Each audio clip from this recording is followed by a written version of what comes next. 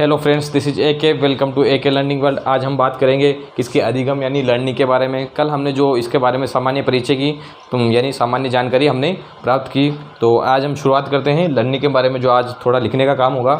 तो इससे पहले हमने क्या बाल विकास का सामान्य परिचय पढ़ा। बाल विकास में क्या पढ़ा?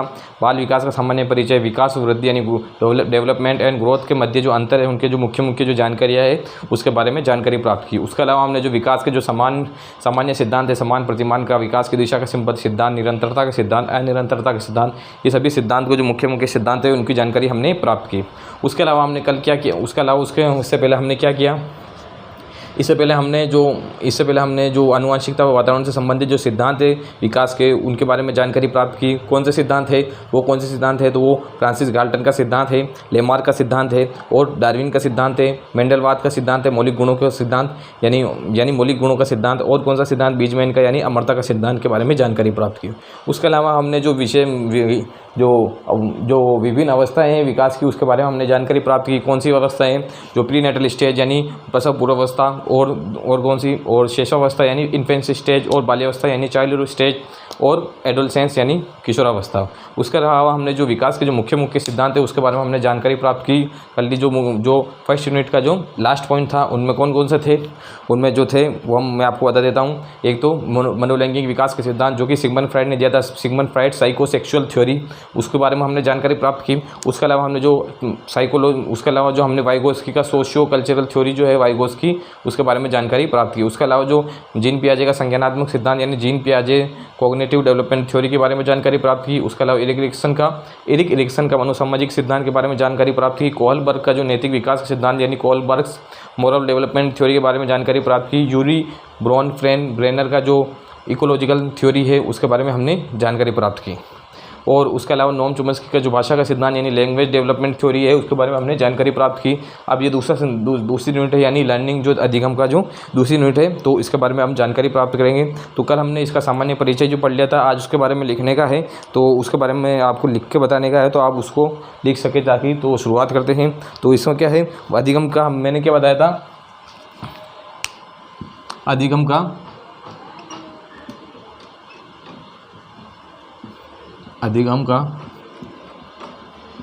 सीधा अर्थ यानी लर्निंग का सीधा अर्थ क्या है? मैंने आपको बताया था, व्यवहार में स्थायी परिवर्तन। क्या है? व्यवहार में स्थायी परिवर्तन। व्यवहार में स्थायी परिवर्तन क्या है? व्यवहार में स्थायी परिवर्तन है लर्निंग का मतलब। अब जो लर्निंग कब से कब तक प्रक्रिया चलती है, तो विकास जो प्रक्रिया चलती है वो जन्म से यानी अधिगम, जन्म से मृत्यु पर्यंत तक चलता है। तो ये हो गया। अब इसके अलावा जो अब क्या है, ये मुख्य जो पॉइंट था आगे का शुरू का, वो था इसमें आप मुख्य क्या याद करना आपको। मैं कल के बताया था, व्यवहार अधिगम का सीधा अर्थ क्या है? व्यवहार में स्थायी परिवर्तन यानी व्यवहार में जो परिवर्तन होता है, यानी किसी भी चीज़ को हम या किसी भी कार्य को हम सीखते हैं तो हमारे व्यवहार में परिवर्तन आ जाता है। जैसे बच्चा जब छोटा होता है, वो चलना नहीं आता है, तो धीरे धीरे सीखता है, तो उसके व्यवहार में जैसे उसको चलना जाता है यानी उसके व्यवहार में परिवर्तन आ जाता है, तो उसको क्या कहेंगे? अधिगम। किसी भी चीज़ को सीखना जो है ना, इस अधिगम का एक शब्द में अगर आप अर्थ समझे तो इसका मतलब हो तो सीखना, कुछ भी सीखना वो अधिगम है। जैसे बच्चा चलना सीख रहा है तो वो अधिगम है, बच्चा बैठना सीख रहा है तो वो अधिगम है, बच्चा लिखना सीख रहा है तो वो अधिगम है, बच्चा ड्राइंग करना सीख रहा है तो वो अधिगम है, बच्चा पेंटिंग करना सीख रहा है तो अधिगम है, बच्चा साइकिल चलाना सीख रहा है तो अधिगम, व्यक्ति जो मोटरसाइकिल चलाना सीख रहा है तो वो अधिगम है, बच्चा जो है सही तरीके से चलना सीख रहा है तो वो अधिगम, बच्चा दौड़ना सीख रहा है तो अधिगम। लेकिन बच्चे का कहने का मतलब ये है कि किसी भी कार्य को सीखना जो है वो अधिगम है। बच्चे की नई आदतें बना रहा है, तो मतलब बड़ों का सम्मान करना, छोटों से प्रेम करना, ये आदतें बना रहा है, तो वो आदत ही क्या है? वो भी क्या? एक अधिगम है, अधिगम का हिस्सा है। तो ये सभी अधिगम है। तो अब जो अधिगम की जो मुख्य परिभाषा है उसके बारे में हम जानकारी प्राप्त करेंगे। तो पहले ये आप देख लीजिए, इसको मिटा देता हूँ मैं पहले, तो आपने देख लिया होगा। अब इसको मिटा देता हूँ, तो हम शुरुआत से जो है परिभाषाओं के बारे में जानकारी प्राप्त करेंगे।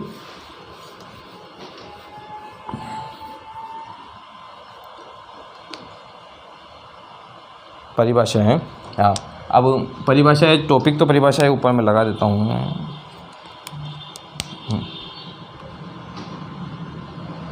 परिभाषाएं,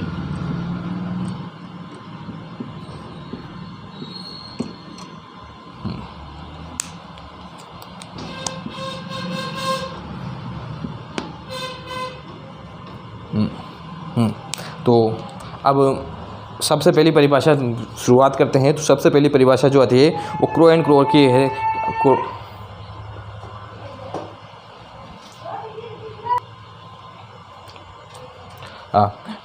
सबसे पहली जो परिभाषा आती है वो क्रो एंड क्रो की आती है। किनकी? क्रो एंड क्रो की। तो उन्होंने क्या कहा? आदत ज्ञान अभिवृत्ति का अर्जन ही अधिगम है।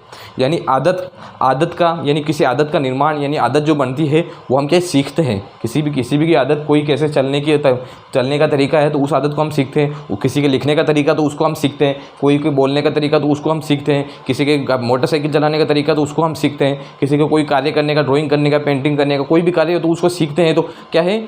आदत ज्ञान, कोई ज्ञान होता है, किसी भी प्रकार का ज्ञान होता है, किसी चीज़ को सीखने का, कोई भी किसी भी संबंधित ज्ञान हो, या ऐतिहासिक संबंधित ज्ञान है, इतिहास संबंधित ज्ञान है, वैज्ञानिक संबंधित ज्ञान है, मैथमेटिक्स संबंधित ज्ञान, किसी भी ज्ञान को हम अगर अर्जन करते हैं तो वो क्या है? वो भी एक अधिगम होता है। आदत ज्ञान अभिवृत्ति हो, यानी होता है कार्यशैली नहीं, कार्य करने का तरीका, कार्य करने यानी अब बालक, कोई भी व्यक्ति अलग अलग तरह से कार्य करता है तो उस तरीकों को जानना, उन तरीकों को सीखना, वो क्या है?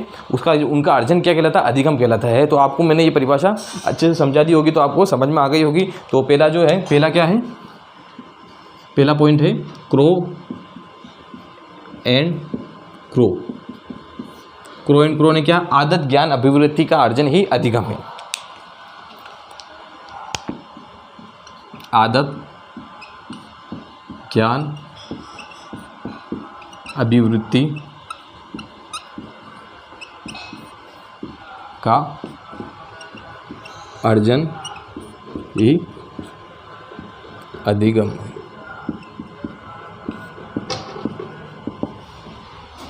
ये थोड़ा टेढ़ा चला गया, सुखे।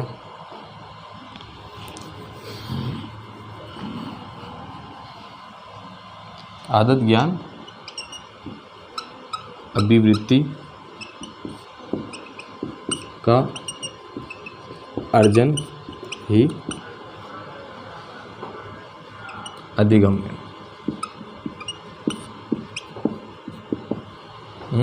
ये हो गया, पहली परिभाषा हो गई। आपको समझ में आ गई होगी। थोड़ी ऊपर नीचे राइटिंग हो रही है लेकिन समझ में आ जाएगी। मुख्य कार्य क्या अपना है? मुख्य कार्य ये लिखना है। मुख्य कार्य क्या है? बात को समझना है। किसी भी कार्य से आपको नोट्स बहुत जगह मिल जाएंगे, बुक्स बहुत जगह मिल जाएगी, लेकिन सीखना मुख्य उद्देश्य। क्या मुख्य उद्देश्य? सीखना है। आपको मैं लिखा रहा हूँ, ये की पॉइंट के रूप में आप याद रखना। इसमें आप क्या याद रखेंगे? आदत ज्ञान अभिवृत्ति अधिगम। तो आपको ये याद रखना है। एक मिनट रुकिए।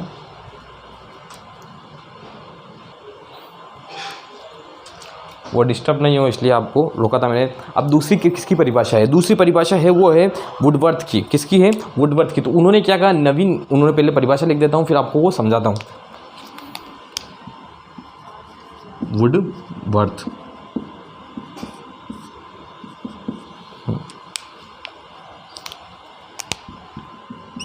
नवीन ज्ञान प्लस नवीन प्रतिक्रिया।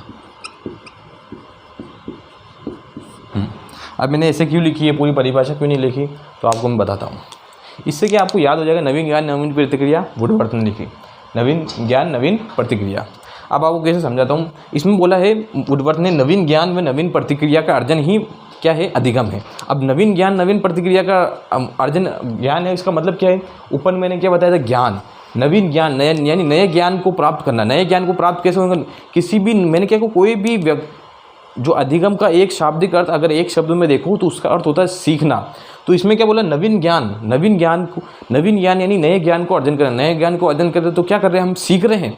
यानी नए ज्ञान यानी हम लिखना सीख रहे हैं तो वो नया ज्ञान अर्जित हो रहा है। हम किसी मान लो किसी देश के बारे में जान रहे हैं तो वो नवीन ज्ञान का अर्जन हो रहा है, यानी उसको हम एब्जॉर्ब कर रहे हैं। और किसी देश के बारे में, किसी राज्य के बारे में, किसी शहर के बारे में, किसी सिटी के बारे में, किसी शहर मतलब कोई सी किसी महल के बारे में, किसी किले के बारे में अगर हम ड्राइंग करना सीख रहे हैं यानी वो ज्ञान का अर्जन कर रहे हैं तो वो क्या है? ज्ञान है। अगर हम जो पेंटिंग पेंटिंग करना है वो सीख रहे हैं तो वो क्या है, ज्ञान है। अगर हम चलना सीख रहे हैं तो वो क्या है, ज्ञान। हम गाड़ी चलाना सीख रहे हैं तो वो क्या है, ज्ञान है। तो क्या नवीन ज्ञान, नवीन ज्ञान प्लस नवीन प्रतिक्रिया, यानी नवीन प्रतिक्रिया, किसी भी कार्य के प्रति क्या प्रतिक्रिया देनी चाहिए वो भी एक ज्ञान का हिस्सा है। किसका, ज्ञान का हिस्सा, वो भी क्या है, अधिगम का हिस्सा है। कि मान लो किसी भी कार्य के प्रति कैसे हम प्रतिक्रिया देते हैं, वो क्या है, उस प्रतिक्रिया भी एक सीखने का हिस्सा है। तो उसको क्या है, नवीन ज्ञान प्लस नवीन प्रतिक्रिया का अर्जन ही अधिगम है। तो क्या है, नवीन ज्ञान और नवीन प्रतिक्रिया, नवीन ज्ञान यानी नवीन ज्ञान को जो अर्जन करना, और नवीन प्रतिक्रिया यानी जो हम उस ज्ञान के प्रति प्रतिक्रिया देते हैं, तो वो भी हमारे नवीन ज्ञान सीखने के बाद ही, मतलब नए ज्ञान सीखने के बाद ही वो नवीन प्रतिक्रिया का हमारा विकास हुआ। तो वो क्या है, वो भी क्या है, अधिगम है। तो क्या नवीन ज्ञान प्लस नवीन प्रतिक्रिया का अर्जन ही अधिगम है। तो इसको क्या आप ऐसे याद करेंगे, नवीन ज्ञान प्लस नवीन प्रतिक्रिया बराबर अधिगम। ये किसने कहा था, वुडवर्थ ने कहा था। तो अब तीसरी हम जो परिभाषा देखते हैं वो देखते हैं हम गेट्स की। गेट्स की परिभाषा बहुत अच्छी है, तो पहले मैं उस परिभाषा को लिख देता हूँ।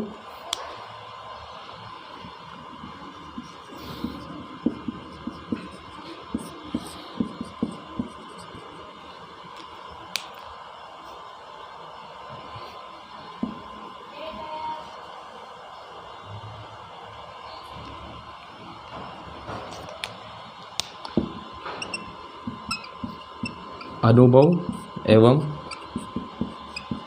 प्रशिक्षण द्वारा सीखा हुआ ज्ञान, अनुभव एवं प्रशिक्षण द्वारा सीखा हुआ ज्ञान स्थायी होता है, स्थायी होता है।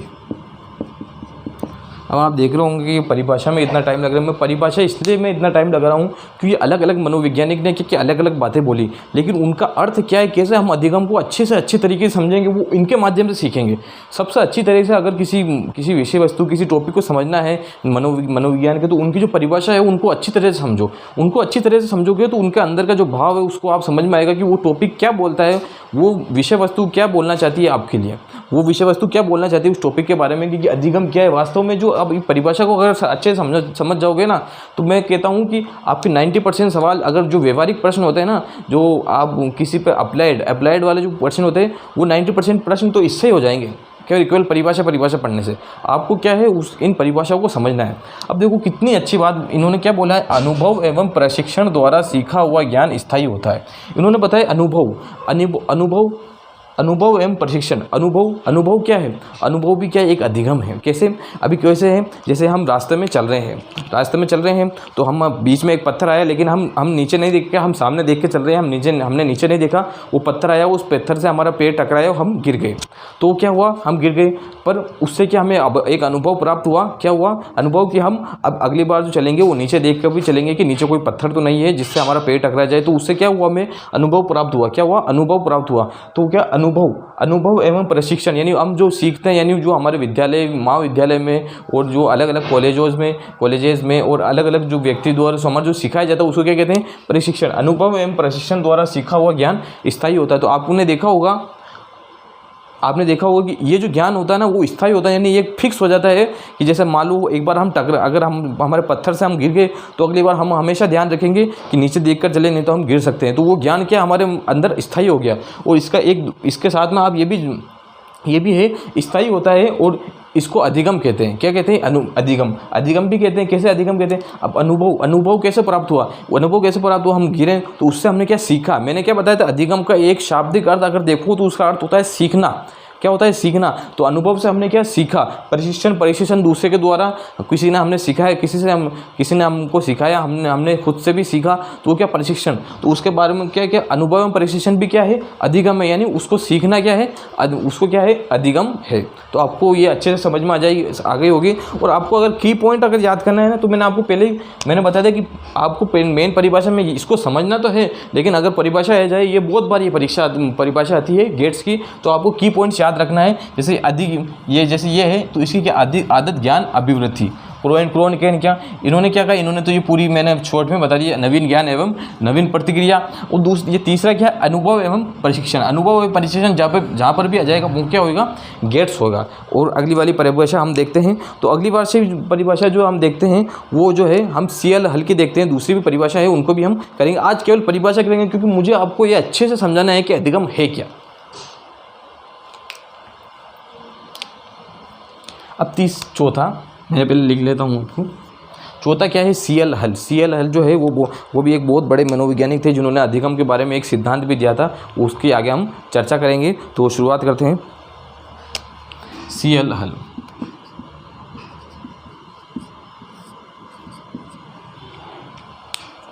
इन्होंने क्या बताया, CL हल यानी क्लार्क लीवेल हल, इसके बारे में आगे हम चर्चा करेंगे पूरी। अभी ये CL हल आप याद कर लीजिए।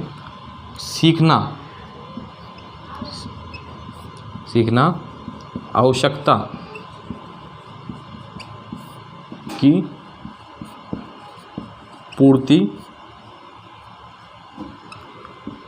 के कारण होता है। अब देखो क्या बताया इन्होंने, सीखना आवश्यकता की पूर्ति के कारण होता है, यानी सीखना यानी लर्निंग, सीखना। मैंने क्या बताया, शाब्दिक अर्थ अगर देखो अधिगम का एक शब्द में अर्थ, तो उसका क्या होता है अर्थ, सीखना। सीखना आवश्यकता की पूर्ति के कारण होता है। अब कैसे आवश्यकता की पूर्ति के अनुसार हम समझे नहीं, तो आपको समझाता हूँ। आपने देखा होगा कि बच्चों के जो है परीक्षा, जब जैसे कोई बच्चा 4th क्लास में, 5th क्लास में, 8th क्लास में, 10th क्लास में आता है, पर जब तक उसका सेशन चलता है, जब तक उसकी परिभाषा नहीं, जब तक उसकी परीक्षा यानी एग्ज़ाम नहीं होती, वो बच्चा पढ़ता है, पढ़ाई करता है घर पर, मतलब स्कूल में जाता है, पढ़ाई करता है, घर पर आकर पढ़ाई करता है।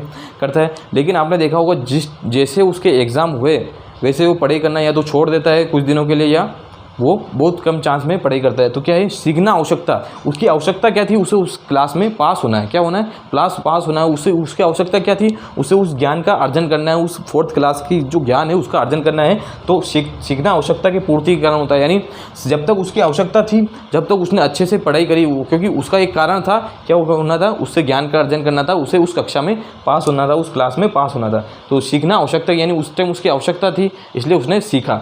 तो क्या है, सीखना आवश्यकता की पूर्ति के कारण होता है। तो आपको अच्छे से समझ में आ गया होगा। अगली हम परिभाषा देखते हैं।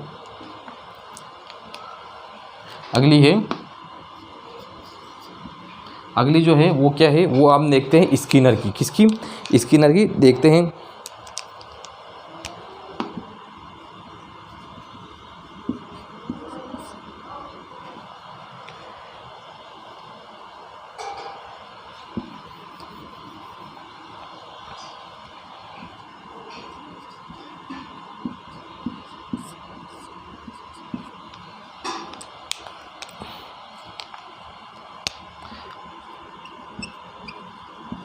व्यवहार में उत्तरोत्तर सामंजस्य की प्रक्रिया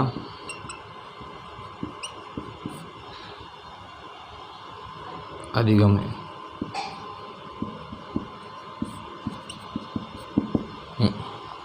व्यवहार में उत्तरोत्तर सामंजस्य बिठाना यानी संतुलन को बिठाना, यानी व्यवहार में ज़्यादा से ज़्यादा व्यवहार में सामंजस्य को बिठाना, यानी किसी का प्रति हम जो व्यवहार प्रकट करते हैं उसमें सामंजस्य यानी एक संतुलन बिठाना।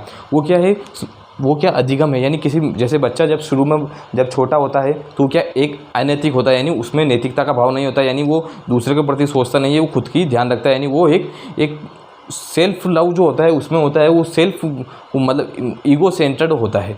धीरे धीरे उसमें नैतिकता का भाव आता है। तो इसमें क्या बताया, व्यवहार में उत्तरोत्तर सामंजस्य, धीरे धीरे वो बड़ा होगा तो उसमें व्यवहार में उत्तरोत्तर सामंजस्य होगा। धीरे धीरे वो अलग अलग वस्तुओं को समझाने का, धीरे धीरे वो संस्कार, आदर, सम्मान सब वो समझेगा। तो धीरे धीरे उसमें व्यवहार में सामंजस्य आएगा, नहीं उसमें संतुलन आएगा। व्यवहार में जो परिपक्वता आएगी, तो उसके द्वारा जो व्यवहार में परिपक्वता आएगी तो उसकी प्रक्रिया वो किसके द्वारा आएगी, वो अलग अलग मतलब संस्कार को सबको सीखेगा। तो सीखना क्या है, अधिगम। तो व्यवहार में उत्तरोत्तर सामंजस्य की प्रक्रिया क्या है, अधिगम है। अगले हम पढ़ते हैं गिलफोर्ड की।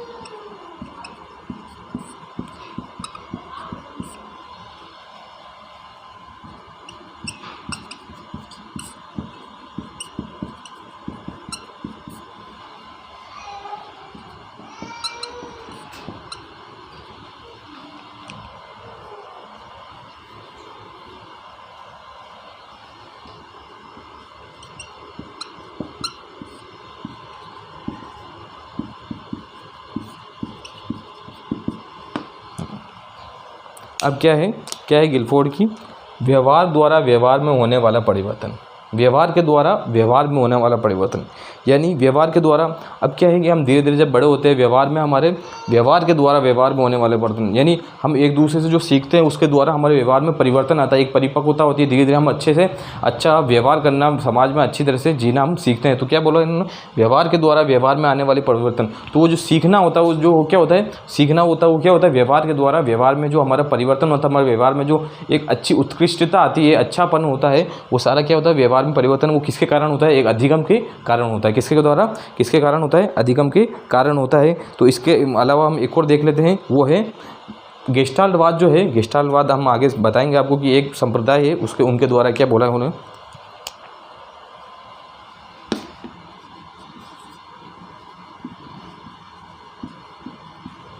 गेस्टाल्टवाद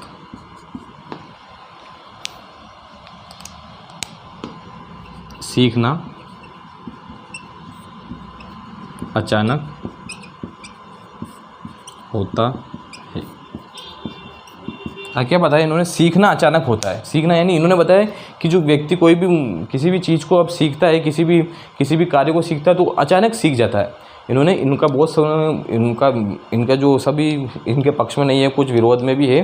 तो इन्होंने क्या बताया, सीखना जो कोई किसी भी कार्य को सीखता है व्यक्ति, तो या तो वो नहीं सीखता या एकदम सीखता है तो एकदम उसको काट दिया जाता है। इन्होंने चिंपांजी पे प्रयोग किया। इन्होंने किया कि व्यक्ति जो कार्य सीखता है वो सूझ के माध्यम से, यानी उसके दिमाग के माध्यम से बालक सीखता है, वो जो विभिन्न प्रतिक्रिया के माध्यम से बालक नहीं सीखता है, खुद की सूझ के माध्यम से बालक सीखता है। तो इन्होंने जो मुख्य रूप से ये परिभाषा है, उसके अलावा और मैं देख लेता हूँ और कोई परिभाषा इम्पोर्टेंट हो तो।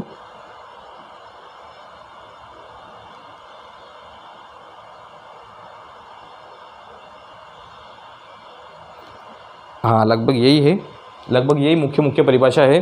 तो जो मुख्य परिभाषा आपको ये अच्छी तरह से केवल याद नहीं करनी है, याद करने में तो ये 3 पॉइंट मैंने बता दिया। इसके अलावा इसमें क्या CL हल आवश्यकता की पूर्ति, किसे आवश्यकता की पूर्ति सीखना है। व्यवहार में उत्तरोत्तर सामंजस्य ये सीखना है। व्यवहार के द्वारा व्यवहार में होने परिवर्तन, ये तो सिंपल है और ये इसमें क्या है, अचानक होता है।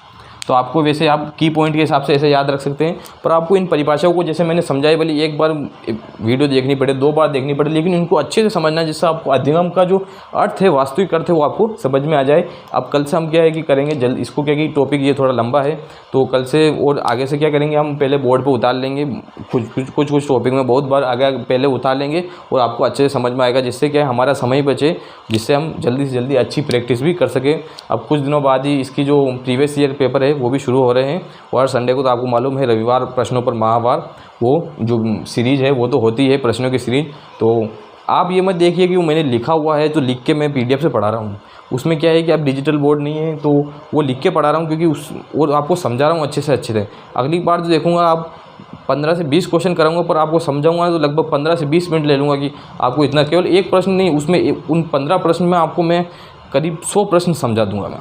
तो अगर आपको ये वीडियो पसंद आई तो वीडियो को लाइक करें, चैनल कौन सा है अपना AK लर्निंग वर्ल्ड को सब्सक्राइब करें, और बेल आइकन जो है उसके पास में उसको प्रेस करें, और ज़्यादा से ज़्यादा अपने दोस्तों अपने साथ वालों को शेयर करें, जिससे उनको भी मदद मिले से और इस चैनल को भी उनको भी मदद मिले और इस चैनल को भी ग्रो होने में मदद हो सके, और ज़्यादा से ज़्यादा लाइक करें। Thank you AK learning world, thank you.